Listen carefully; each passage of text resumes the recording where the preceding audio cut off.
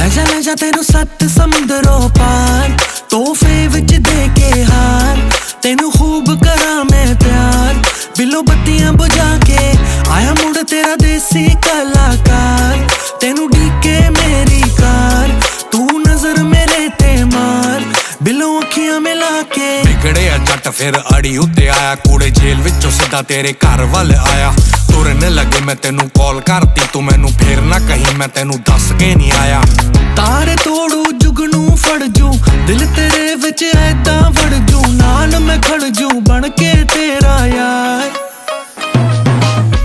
ਲੈ ਜਾ ਤੈਨੂੰ 7 ਸਮੁੰਦਰ